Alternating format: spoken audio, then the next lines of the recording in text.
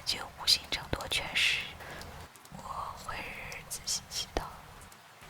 前段时间晚宴结束的时候，故意提前离席，想看看这群人内战后背地里对我会是什么样子。新招来的管家平日里对我俯首帖耳，但当我一离席，立马和那群权贵有说有笑。他们说听说了，他从修道院出来的，趁着他信任，咱们多捞点好处，等他反应过来就晚了。前些日子还放宽了规矩，分明是当家底气不足，说到底就是个没根的苦女人，真当自己作为状元的入围了。我讨厌那群只看出身、趋炎附势、虚伪的人，我喜欢那些不根据我的地位和我相处的人，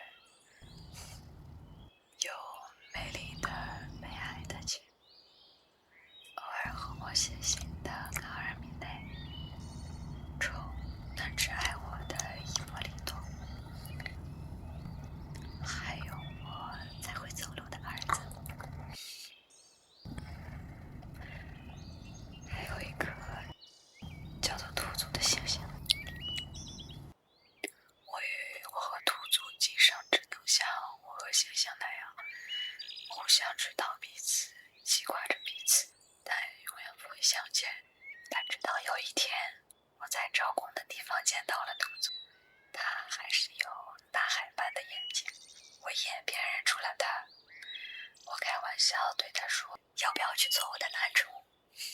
他一脸诧异，肯定没有人如我，我便邀请他来我们这里工作。我们聊到了小时候，他说他不明白我为什么总说要盯着他的眼睛看。他说我说他的眼睛像大海，是不是因为爱人的眼睛便是海洋？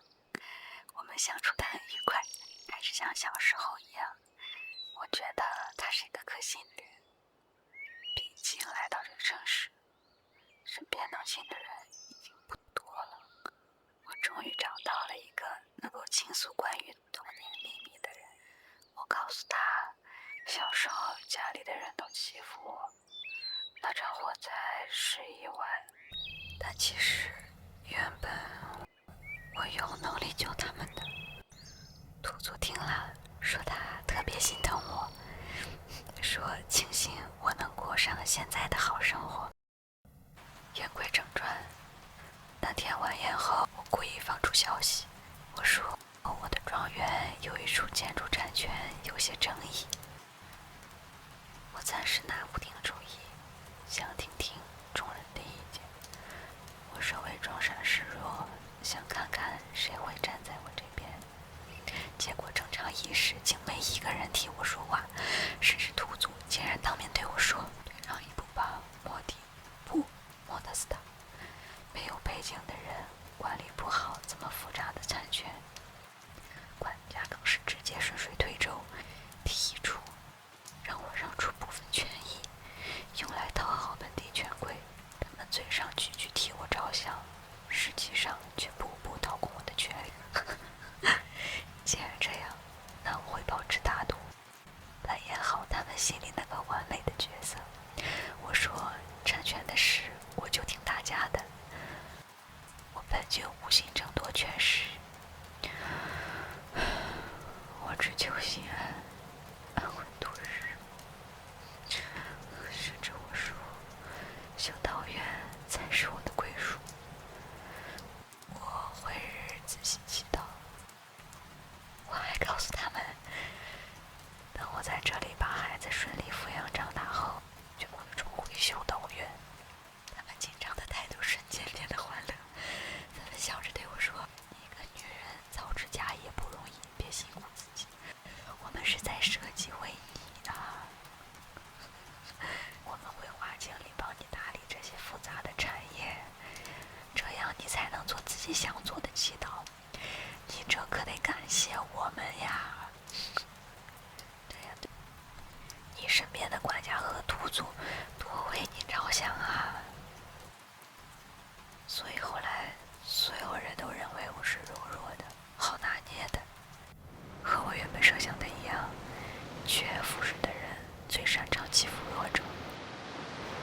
原本和我非常亲近的贝阿里的姐，在听到我要回到小桃园之后，气愤地离开了。她还是像往常一样不聪明，没有办法给我任何帮助。卡尔米内始终不愿与我有过多交集，但这是个胆小鬼。最让我难过的是兔祖的态度，他到底为什么这样对我？是受那些权威鼓舞我，给了他某些好处，还是原本见到我时就心思不准呢？无所谓了。从前我讨厌这身衣服，我觉得它是枷锁，是规训，但现在却是我最好的武器。权贵们不知真心，只知伪装，不知温柔，只知威慑。可威慑太累，还容易树敌。最省力的上位方式，从来不是做恶人，而是做善人。恶人招人防备，善人才能肆无忌惮收割人心。他还从不对谁心软，所以他永远汹涌磅礴，无人可欺。我要火成大海，像海水一般任意变换，吞噬一切。我最先对付的就是管家，我假装拿兔祖当知己，时时询问他的意见，愈发倚重他。于是管家和兔祖之间就有了争执，兔祖便会想方设法赶走管家，我就坐收渔翁之利。好消息是，不用亲自出手就除掉了管家。而坏消息是，兔祖坐上管家之后，做了很多架空我权力的事。解决完管家，剩下的便是那群趋炎附势、瓜分我权益的权贵们。仗着宗亲身份，抱团施压，我依旧不硬碰硬。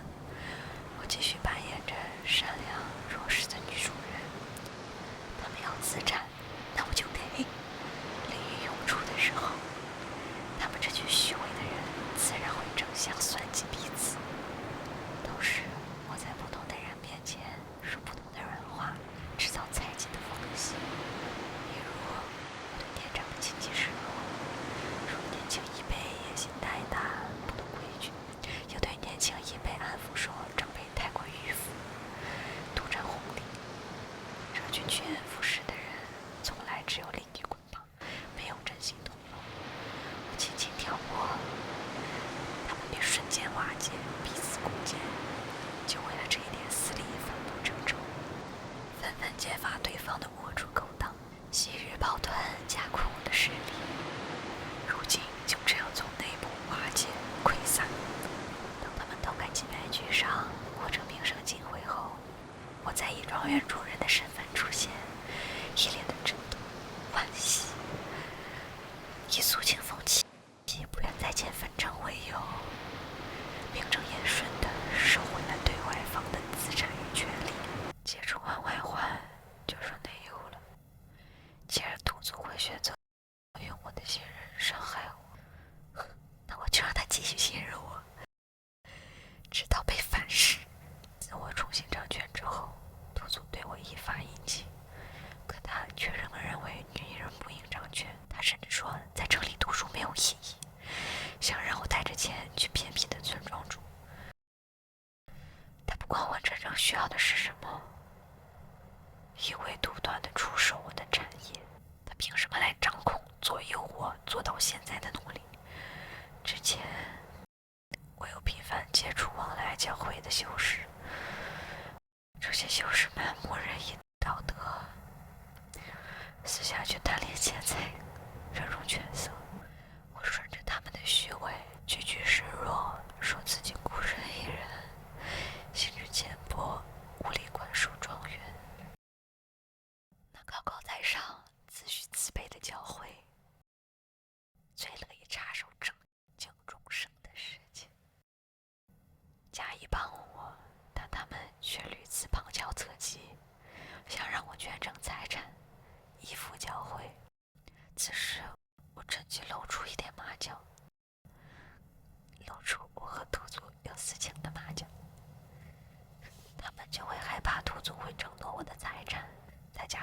修女们最注重虚伪的名声清白，他们绝对不会允许一个低等的管家来玷污他们自身高高在上的修女。所以无需我开口追责，他们便主动出面，以亵渎心意、贪墨善款的罪名，当场就处置了土族。